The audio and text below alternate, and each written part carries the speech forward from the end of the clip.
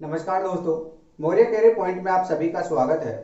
दोस्तों, आज का जो हमारा टॉपिक रहेगा वह है बल आघूर्ण यानी कि टॉर्क। और इसके साथ में हम ये जानेंगे कि बल युग्म यानी कि कपल फोर्स क्या होते हैं और जो मशीनें होती हैं मशीनों में हम बात करेंगे उत्तोलक यानी कि लीवर के बारे में, गिरनी यानी कि पुली के बारे में और स्क्रू जैक के बारे में। और वहां पर यह भी देखेंगे कि जो उत्तोलक होते हैं यानी कि लीवर होते हैं वो कौन सी कैटेगरी के हैं, फर्स्ट सेकंड थर्ड यानी कि 3 श्रेणियां होती हैं। उनमें से कौन कौन से एग्जाम्पल किस प्रकार से एग्जाम में आते हैं, इन सब के बारे में बात करने वाले हैं। तो वीडियो को स्टार्ट करते हैं।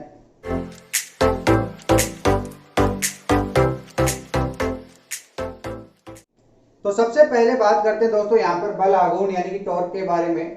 तो इसको समझने के लिए सबसे पहले एक एग्जाम्पल लेते हैं।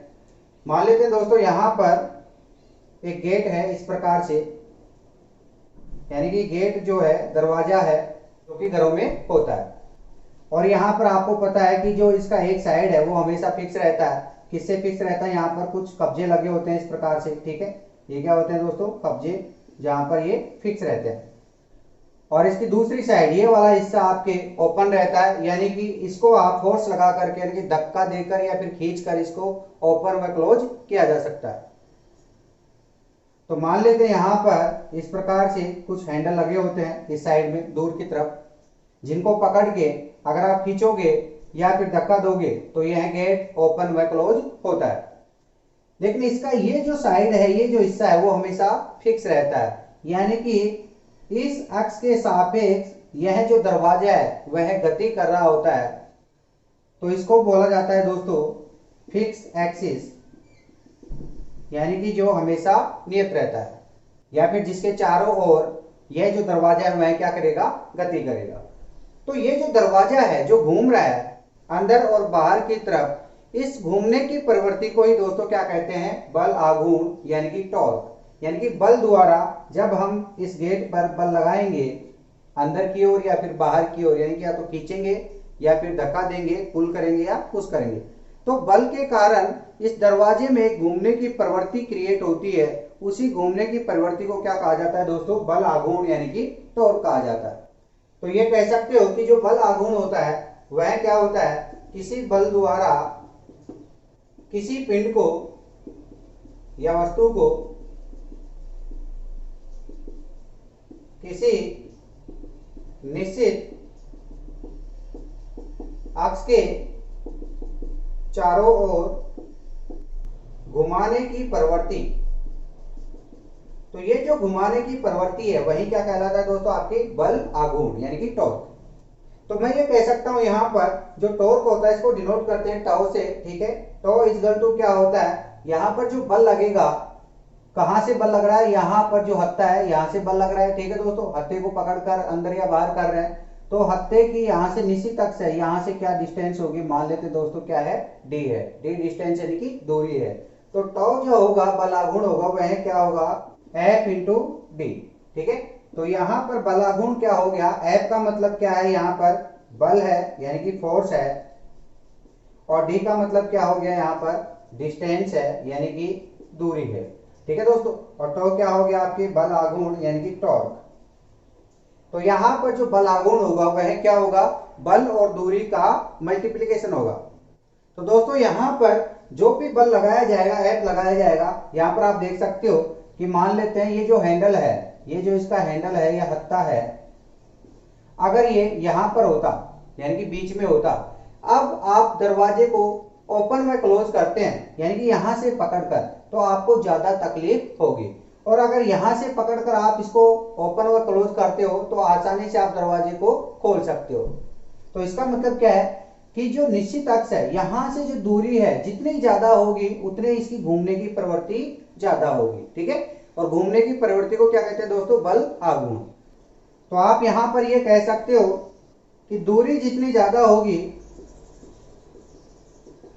दूरी जितनी ज्यादा होगी घूमने की प्रवृत्ति उतनी ही ज्यादा होगी। और घूमने की प्रवृत्ति को क्या कहते हैं दोस्तों? बल आघूर्ण, यानी कि बल आघूर्ण भी क्या होगा? ज्यादा होगा। तो इसका मतलब क्या है जैसे जैसे आप डिस्टेंस बढ़ाओगे आपका बल आघूर्ण यानी कि टॉर्क भी बढ़ता हुआ जाएगा, और टॉर्क बढ़ेगा तो आपके जो घूमने की प्रवृत्ति है वह भी ज्यादा होगी, और वह जो घूमने की प्रवृत्ति है वह आसान रहेगी। ठीक है, इसलिए जो डिस्टेंस है वह ज्यादा दूर रखा जाता है दरवाजों से, आप यह देख सकते हो। या फिर इनके अलावा बात करें हेडपंप की, आपने हेडपंप भी देखा होगा दोस्तों। इस प्रकार से जो हेडपंप होता है यहाँ पर, और इसका जो एक हत्था होता है, हैंडल होता है, इस प्रकार से होता है, यहाँ पर पानी आता है। तो आपने देखा होगा जब भी इस हैंडल को यहां से पुश करते हैं, कहां से, इसके जो निचला सिरा है वहां से पुश करते हैं, क्योंकि जहां फिक्स जो पॉइंट है वहां पर, फिक्स पॉइंट यहां पर है, ठीक है, जिसके चारों ओर ये जो हैंडल है वह गति करेगा। तो ये जो फिक्स पॉइंट है यहां से दूरी क्या होनी चाहिए, ज्यादा से ज्यादा होनी चाहिए। तो अगर यहां से अपन इसको दबाएंगे हैंडल को तो अपने को आसानी रहेगी, और अगर यहाँ बीच में से कहीं या ऊपर की तरफ इसको दबाने की कोशिश करेंगे तो अपने को कठिनाई उत्पन्न होगी। तो इसका मतलब समझ गए होंगे कि ये जो फिक्स पॉइंट है यहां से दूरी क्या होनी चाहिए, ज्यादा से ज्यादा होनी चाहिए, यानी कि दूरी ज्यादा होगी उतना ही घूमने की प्रवृत्ति ज्यादा होगी, और जितनी घूमने की प्रवृत्ति ज्यादा होगी उतना ही क्या होगा, बल आघूर्ण ज्यादा होगा। ठीक है दोस्तों, तो इसलिए घूमने की प्रवृत्ति वाली चीजों में दूरी जो है वह ज्यादा से ज्यादा रखी जाती है, ताकि घूमने की प्रवृत्ति ज्यादा से ज्यादा हो और उसको आसानी से घुमाया जा सकता है। इसी प्रकार से आप देख सकते हो जो चाकी होती है, यहाँ बीच सेंटर में एक कील होती है, और इसका जो हत्था होता है घुमाने का वो यहाँ पर साइड में कहीं ना कहीं होता है। ठीक है, ये इसका क्या है, हैंडल है, और यहां से इसको चारों तरफ इस प्रकार से घुमाया जाता है। अगर इस हैंडल को यहाँ पास में लगा दिया जाए तो इसकी जो घूमने की प्रवृत्ति है वह कम हो जाएगी, और यह बहुत मुश्किल से घूमती है। ठीक है, इसका मतलब यहाँ जो सेंटर है, इसका जो फिक्स पॉइंट है जिसके चारों ओर गति कर रही है वस्तु, वहां से जो दूरी है, डिस्टेंस, वो क्या होनी चाहिए, ज्यादा से ज्यादा होनी चाहिए। तो ये बात आप समझ गए होंगे कि दूरी जितनी ज्यादा होगी बल आघूर्ण उतना ही ज्यादा होगा, और बल आघूर्ण जितना ज्यादा होगा उतने ही घूमने की प्रवृत्ति ज्यादा होगी।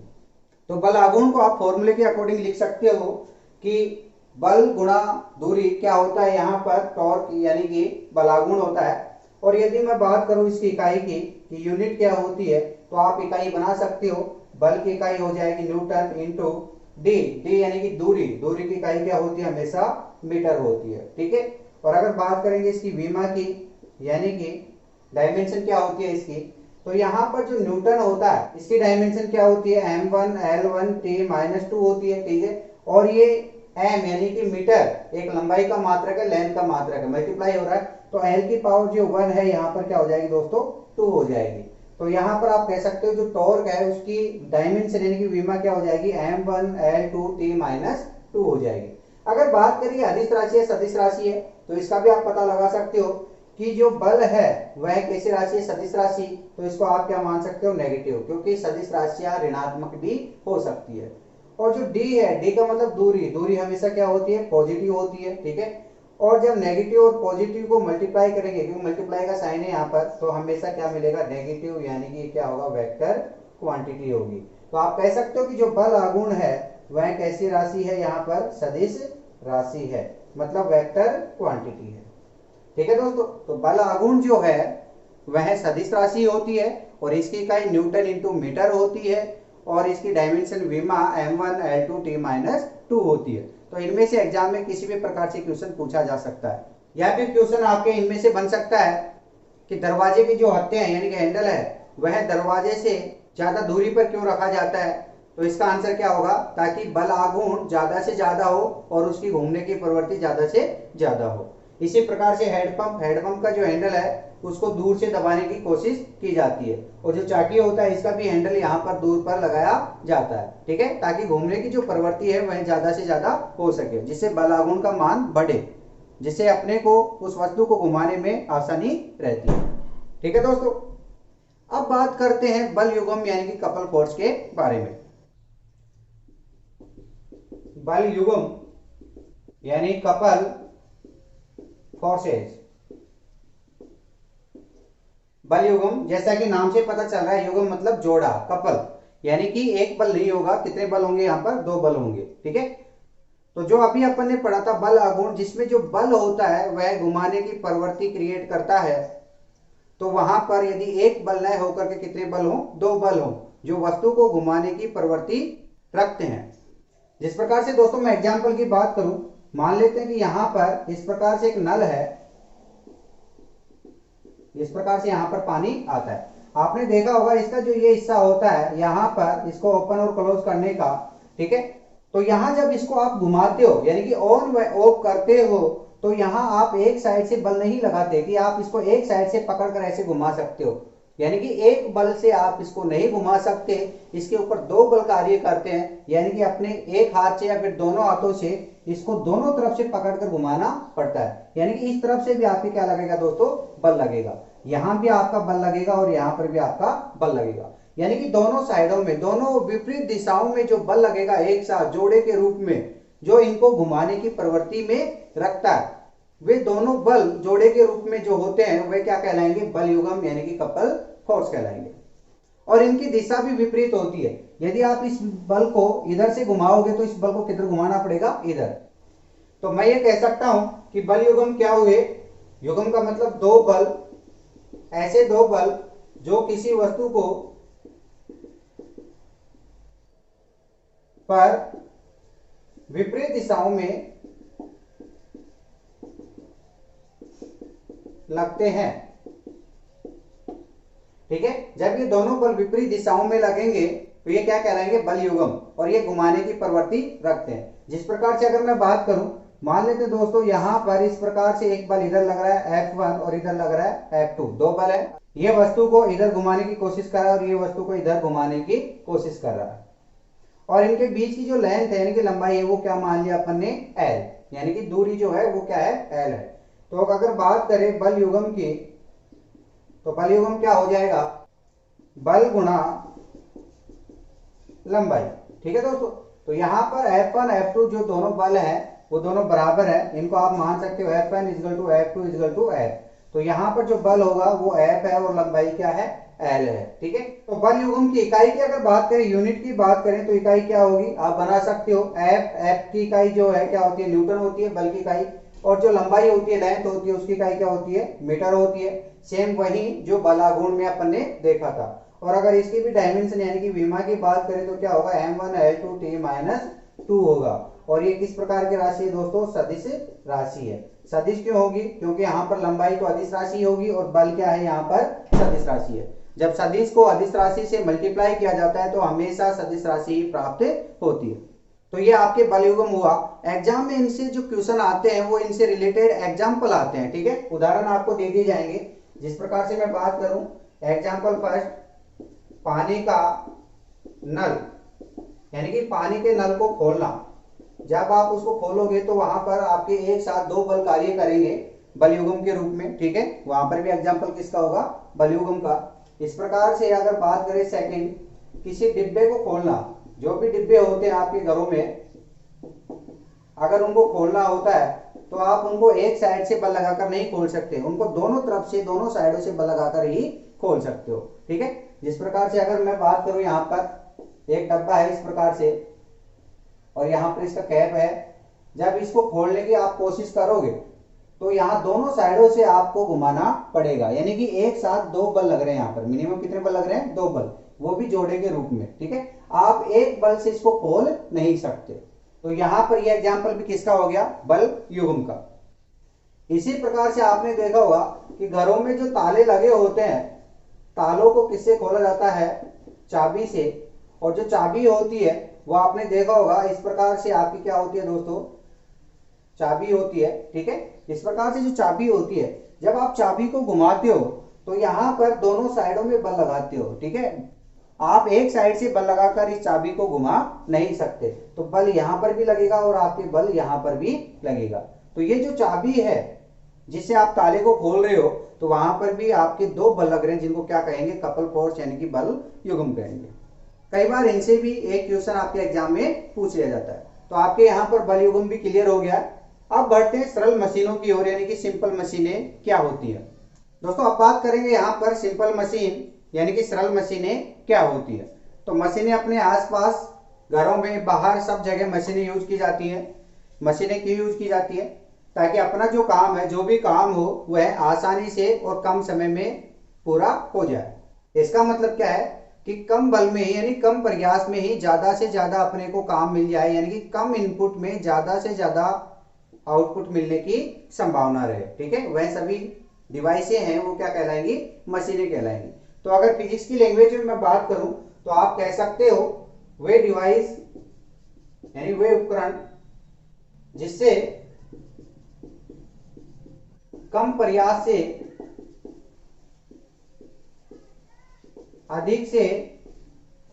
अधिक भार उठाया जा सके।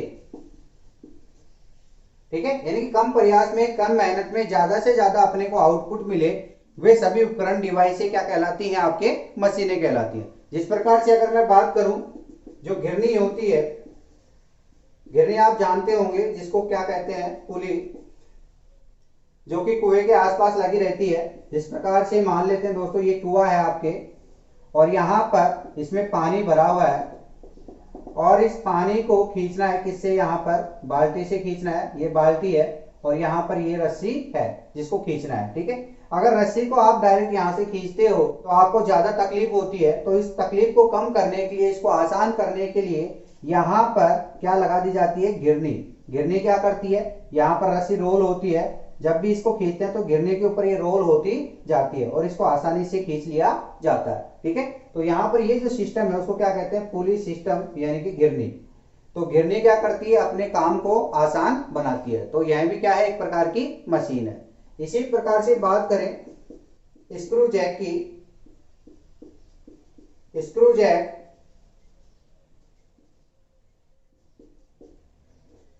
आपने देखा होगा जब भी कोई गाड़ियों के टायर पंचर हो जाते हैं तो उनको ऊपर उठाने के लिए स्क्रू जैक का यूज किया जाता है। तो स्क्रू जैक क्या करता है, यानी कि कम बल में ही अधिक से अधिक भार उठाने की कोशिश करता है। ठीक है, इसी प्रकार से अगर बात करें उत्तोलक, जिनको क्या कहा जाता है, लीवर। तो उत्तोलक भी एक प्रकार की मशीनें होती हैं। अब ये किस प्रकार से काम करते हैं, जिनके बारे में आज अपन पढ़ने वाले हैं।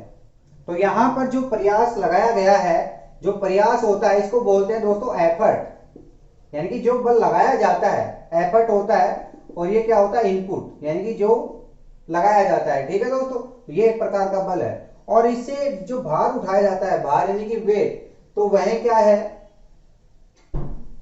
आउटपुट होगा। यानी कि जो वेट है यहां पर क्या होगा दोस्तों, आउटपुट होगा। तो अपने एफर्ट से कम एफर्ट से ज्यादा वेट को जिनके द्वारा उठाया जाता है वो क्या कहलाती है, मशीनें कहलाती है। तो कम से कम इनपुट में अपने को ज्यादा से ज्यादा आउटपुट मिलना चाहिए। तो वो किसके द्वारा पॉसिबल है, केवल मशीनों के द्वारा। तो अभी हम पढ़ने वाले हैं यहाँ पर उत्तोलक के बारे में, यानी कि लीवर के बारे में। तो अब हम बात करने वाले हैं लीवर यानी कि उत्तोलक के बारे में। तो सबसे पहले ये जानते हैं कि उत्तोलक होता है क्या है। ठीक है, ये एक प्रकार की मशीनें होती हैं। किस प्रकार की मशीनें होती हैं, जिस प्रकार से दोस्तों आपने ये देखा होगा गार्डन में, इस प्रकार से एक शीशा होता है, शीशा, जिस पर यहां पर मान लेते हैं कोई व्यक्ति इस प्रकार से बैठा हुआ है। ठीक है, और यहां पर ये पॉइंट क्या है, इसका फिक्स है। इस प्रकार से ये धरातल पर यहां पर ये पॉइंट फिक्स रहता है। अगर इस व्यक्ति को उठाना है तो दूसरा व्यक्ति क्या करेगा, यहां से फोर्स लगाएगा, या तो खुद बैठेगा या फिर पैर से इसको दबाने की कोशिश करेगा, या फिर कोई ना कोई वेट अलग से कोई वस्तु इस पर रख के इसको ऊपर की ओर उठाने की कोशिश करता है। यानी कि कोई बल यहां से लगाएंगे नीचे की ओर तो ये व्यक्ति किधर की ओर गति करेगा, ऊपर की ओर। ठीक है, और यहां पर एक पॉइंट फिक्स है यहां पर, जिसके अकॉर्डिंग ये जो मशीन है यानी कि शीशा है वह क्या करती है, गति करती है। तो जिस भार को उठाया जाता है वह क्या कहलाएगा, आपके भार यानी कि W। ठीक है, वेट, ये आपके भार होगा, वेट होगा। और जो बल लगाया जाता है इसको उठाने के लिए, जिसका प्रयास किया जाता है, इसको बोला जाता है दोस्तों प्रयास यानी कि एफर्ट। इसको लिख सकते हैं आप E। ठीक है, और जो बिंदु यहां पर हमेशा फिक्स रहता है इसको बोला जाता है दोस्तों फलक्रम यानी कि F। इसको आप बोल सकते हो आलम। ठीक है दोस्तों, और जो यहाँ पर मशीन है यानी कि ये जो मशीन है यहां से यहां तक, वो क्या कहलाती है, आपके उत्तोलक यानी कि लीवर। तो यहां जो शीशा है वह क्या होगा, आपके उत्तोलक यानी कि लीवर ही होगा। जिस वेट को उठाया जाता है वह आपके जो बल है क्या कहलाएगा, भार। भार भी एक प्रकार का बल है। और जो बल लगाया जाता है भार को उठाने के लिए वह क्या कहलाएगा आपके प्रयास यानी कि एफर्ट, ये भी एक प्रकार का बल होता है। और जिस बिंदु के चारों ओर जो लीवर है उत्तोलक है वह गति करता है, वह बिंदु क्या कहलाता है आपके एफ यानी कि फलक्रम यानी कि आलम। ठीक है दोस्तों, और ये जो मशीन है वह क्या कहलाएगी आपकी उत्तोलक यानी कि लीवर। तो आप ये कह सकते हो कि जो उत्तोलक होता है एक प्रकार की क्या है, एक सरल मशीन है जिसमें आपकी तीन चीजें पाई जाती हैं। कौन कौन सी? एक तो हो गया आलम्ब यानी कि फलक्रम, जिसको डिनोट करते हैं बिंदु एफ से, ठीक है, जिसके चारों ओर लीवर घूमता है और ये हमेशा फिक्स रहता है। दूसरा इसमें कौन सा पॉइंट आएगा? भार यानी कि वेट, जिसको डिनोट करते हैं डब्ल्यू से। ये क्या होता है? जिस बल को उठाया जाता है, जिस बल को उठाया जाता है या फिर उठाने की कोशिश की जाती है। अगर थर्ड बात करेंगे हम, क्या होगा? प्रयास, प्रयास यानी कि एफर्ट, जिसको डिनोट करते हैं स्मॉल ई से। ये क्या होगा? वह बल जिससे भार को उठाया जाता है। तो यहां पर तीन पॉइंट आपके समझ में आ गए होंगे। कौन सा है? आलम्ब यानी कि फलक्रम एफ होगा, भार बल यानी कि डब्ल्यू होगा, और प्रयास बल यानी कि एफर्ट फोर्स क्या होगा? ई होगा। तो उत्तोलक में आपको तीन चीजों का ध्यान रखना है, फलक्रम यानी कि आलम्ब, वेट यानी कि भार, और बल यानी कि एफर्ट, जिसको आप प्रयास बल भी बोल सकते हो। और इन तीनों के आधार पर ही जो लीवर होते हैं, उत्तोलक होते हैं, उनको तीन कैटेगरी में डिवाइड किया गया है, जिसमें फर्स्ट कैटेगरी, सेकंड कैटेगरी और थर्ड कैटेगरी, जिनसे रिलेटेड एग्जाम में क्वेश्चन पूछे जाते हैं। और दोस्तों यहां पर जो फलक्रम है वो हमेशा एक निश्चित पॉइंट रहता है, फिक्स पॉइंट रहता है, और इसी फलक्रम से यहां प्रयास तक की जो दूरी होती है, ये दूरी ये क्या कहलाती है आपके? प्रयास दूरी, ठीक है। और फलक्रम से जो वेट लग रहा है जहां तक, ये दूरी क्या कहलाती है आपके? भार दूरी या भार भुजा, ठीक है। इस प्रकार आप इनको लिख सकते हो। तो थोड़ी देर के लिए मान लेते हैं कि जो प्रयास दूरी है वो क्या है? x1 है, और जो भार दूरी है ये क्या है? x2 है। तो ये यहां पर किस सिद्धांत पर कार्य करती है वह सिद्धांत देखते हैं। जो दूरी फलक्रम से यहां लोड तक है यानी कि भार तक है, वैसे आप भार को लोड यानी कि एल से भी डिनोट कर सकते हो, यानी कि जो डब्ल्यू है आप उसको एल भी मान सकते हो, ठीक है। उससे कोई ज्यादा इफेक्ट नहीं पड़ता। तो यहां पर फलक्रम से भार तक की जो दूरी होती है, इसको किससे गुणा कर दो? यहाँ डब्ल्यू या फिर एल से।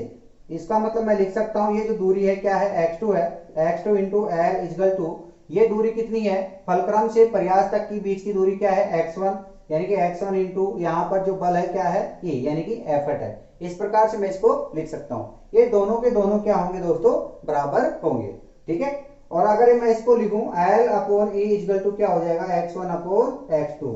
अगर मैं इनका पक्षांतरण करूं तो ये हो जाएगा load divide by effort is equal to x1 upon x2।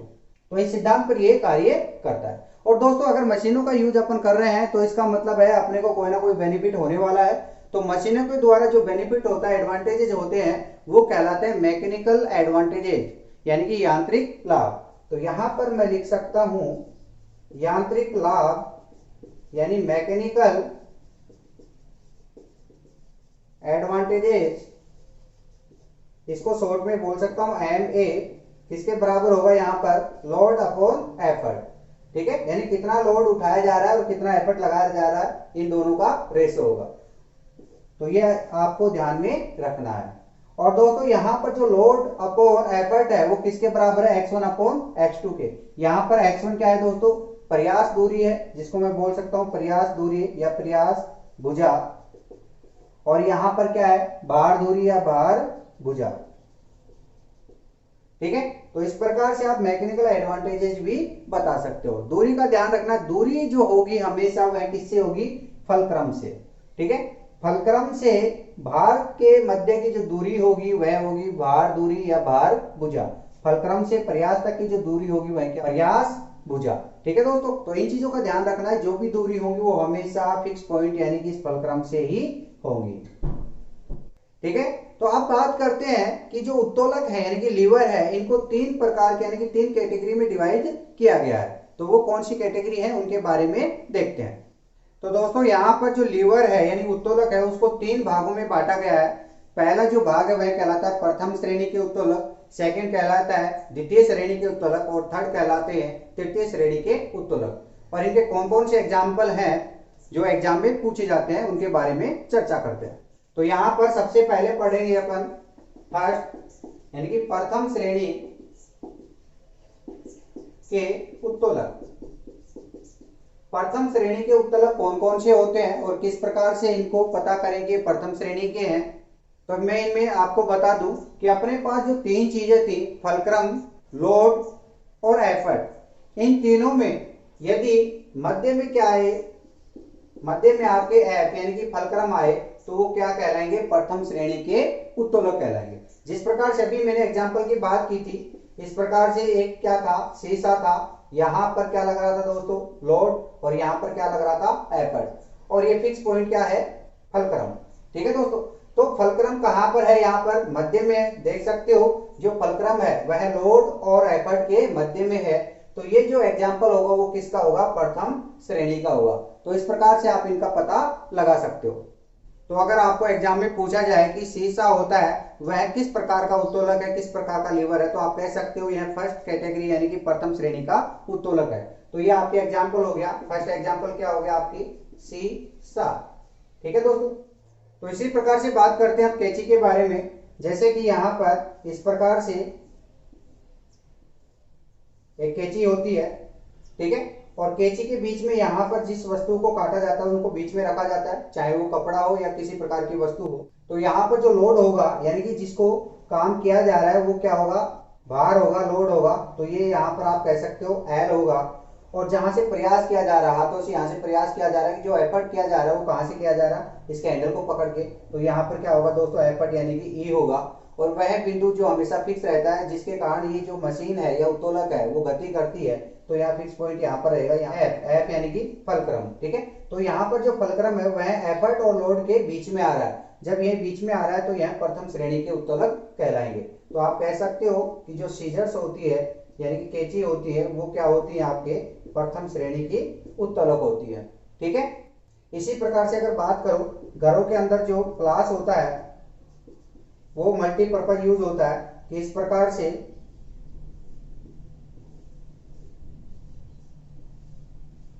आपके क्लास होता है। ठीक है।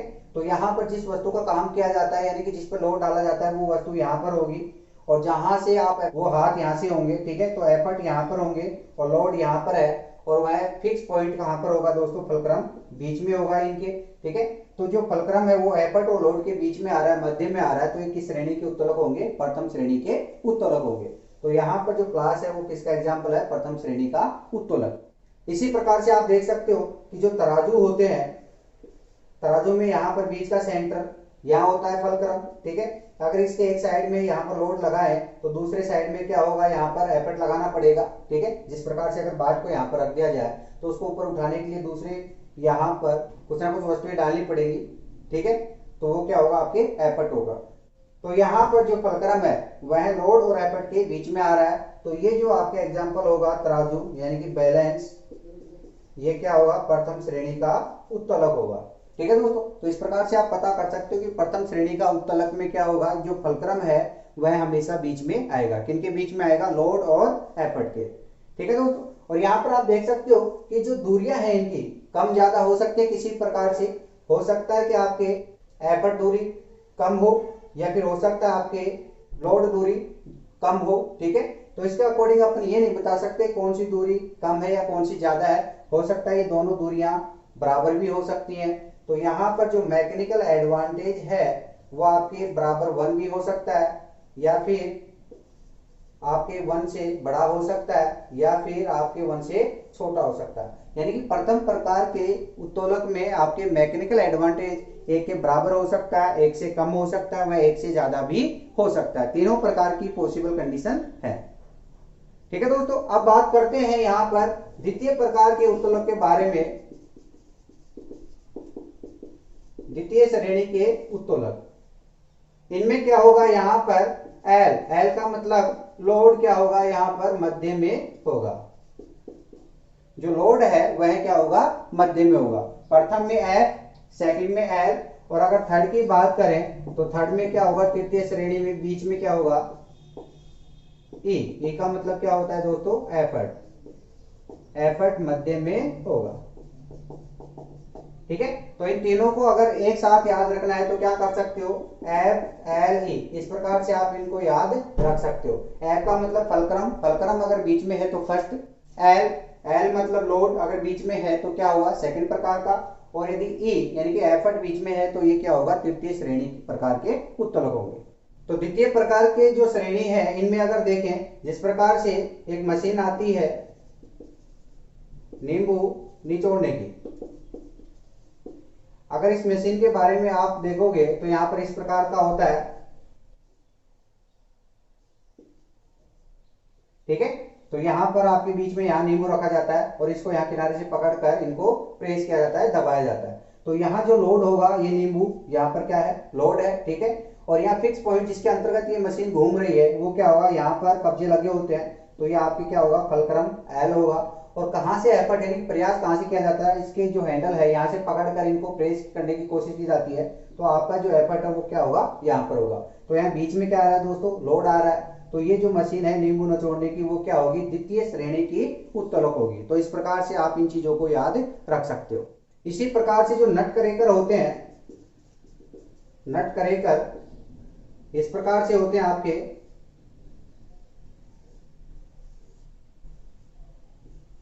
ठीक है, यहां बीच में जैसे अखरोट यहां पर रख दिया और यहां से दबाएंगे और इसको तोड़ दिया जाता है, और जहां से घूम रहा होता है फलक्रम कहां पर है, बिंदु यहां पर है, और यहां पर ये क्या है लोड है, और एफर्ट, एफर्ट प्रयास कहां से किया जा रहा है, इसका हैंडल कहां पर है, यहाँ ई है। ठीक है, तो लोड बीच में आ रहा है, तो इसका मतलब क्या है, नट करेकर कौन से श्रेणी का उत्तोलक है, सेकेंड यानी कि द्वितीय श्रेणी का उत्तोलक है। इसी प्रकार से दोस्तों आप देख सकते हो एक मशीन इस प्रकार से यहाँ पर ऐसे होती है, जिसको यहाँ से पकड़कर आगे चलाया जाता है, इस पर कोई सामान रखा जाता है। ठीक है, इन पे कोई भी सामान या कचरा आसपास में रखकर ले जाया जा सकता है, और यहाँ इस टायर की वजह से आसानी से घूम सकती है। तो यहाँ पर अगर आप देखोगे तो ये जो फिक्स पॉइंट है टायर का यहाँ पर होगा फिक्स पॉइंट, जिसको आप क्या बोल सकते हो फलक्रम एल बोल सकते हो। यहाँ पर ये जो सामान रखा हुआ वो क्या है एल मतलब लोड है। एफर्ट यानी कि कहाँ से एफर्ट प्रयास किया जा रहा है, इसके जो हैंडल है यहाँ से पकड़ा जा रहा है, तो ये क्या होगा आपका एफर्ट होगा। तो लोड देख सकते हो बीच में आ रहा है, तो ये भी किसका उदाहरण है आपका सेकंड प्रकार के उत्तोलक का। ठीक है, इसको बोला जाता है दोस्तों रेडी। तो ये भी आपका किसका एग्जांपल हुआ, द्वितीय प्रकार की श्रेणी का। इसी में दोस्तों जिस प्रकार से अगर बात करें दरवाजे की या बात करें टायर की, ये सभी के सभी किसके एग्जाम्पल है, यहाँ पर द्वितीय श्रेणी के एग्जाम्पल है। और दोस्तों यहाँ पर अगर आप देखोगे कि फलक्रम से एफर्ट तक की दूरी यहाँ पर ज्यादा है और लोड से फलक्रम की दूरी कम है, तो फलक्रम से एफर्ट तक की दूरी ज्यादा होने के कारण इसका जो मैकेनिकल एडवांटेज है यानी कि एम ए है वो हमेशा एक से ज्यादा होता है, यानी कि mechanical advantage greater than work. ठीक है दोस्तों, अब बात करते हैं तृतीय श्रेणी के उत्तोलक, जिसमें क्या होगा ई यानी कि एफर्ट बीच में होगा। अगर इनके एग्जाम्पल की बात करें, जिस प्रकार से यहाँ पर चिमटा होता है और यहाँ बीच में कोई वस्तु रखी जाती है जिसको पकड़कर यहाँ से उठाया जाता है। ठीक है दोस्तों, तो चिमटे के बारे में अगर बात करें तो यहाँ पर जो फलक्रम है यानी कि वह बिंदु जिसके इर्द गिर्द ये वस्तु घूमती है, तो वह क्या होगा यहाँ पर एफ होगा, और जिसको उठाया जाता है वो क्या होगा आपके लोड होगा। और इसको प्रयास यानी कि दबाया कहां से जा रहा है वो देखते हैं, तो दबाया कहां से जा रहा है, इसको यहाँ से, यानी कि यहाँ कहीं ना कहीं क्या होगा ये होगा एफर्ट होगा। तो एफर्ट जो है वो लोड और फलक्रम के बीच में आ रहा है, तो ये क्या होगा दोस्तों तृतीय श्रेणी के उत्तोलक होंगे। इसी प्रकार से मनुष्य का हाथ या फिर किसान का जो हल है वह भी आपकी तृतीय श्रेणी का उत्तोलक होगा, या फिर जो स्टेपलर होती है, स्टेपलर भी क्या होती है तृतीय श्रेणी की लीवर होती है। ठीक है, अगर उत्तोलक की बात करें यहाँ पर इस प्रकार से मशीन होती है और यहाँ से इसको प्रेस किया जाता है, तो जो लोड होता है वो आपके यहाँ पर होगा एल, और जिसके इर्द गिर्द घूमती है यानी कि फिक्स पॉइंट यहाँ पर होगा, यानी कि इसे क्या कहेंगे आप फलक्रम एफ, और यहाँ इसको बीच में से कहीं ना कहीं से प्रेस किया जाएगा यानी कि दबाया जाएगा, तो यहाँ क्या होगा दोस्तों बीच में कहीं ना कहीं एफर्ट होगा। ठीक है, तो एफर्ट बीच में आ रहा है, तो स्टेपलर भी क्या है तृतीय श्रेणी का उत्तोलक है। और इसमें दोस्तों देख सकते हो फलक्रम से एफर्ट के बीच की जो दूरी है वह कम है, इसलिए जो मैकेनिकल एडवांटेज है वो हमेशा क्या होगा, एक से कम होगा। ठीक है दोस्तों, तो इस प्रकार से अपन ने देखा तीनों प्रकार के जो उत्तोलक हैं इनकी श्रेणियां किस प्रकार से होती है, इनके एग्जाम्पल किस प्रकार से एग्जाम में आते हैं। तो मिलते हैं नेक्स्ट वीडियो में, आज के लिए इतना ही, धन्यवाद।